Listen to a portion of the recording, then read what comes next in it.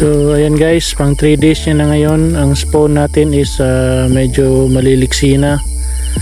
Yung iba ay ayan, bumababa na, lumalangoy na sa kung saan saan. And as for me, hindi pa advisable na mali yung mga sinasabi ng iba na in 3 days magbigay ng pagkain. So para sa akin,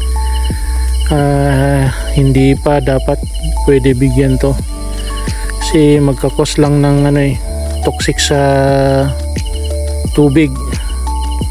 So ayan, tingnan nyo naman ang laki sa 3 days. So hindi pa pwede yan, hindi pa sila capable ng kumain ng mga brine, no?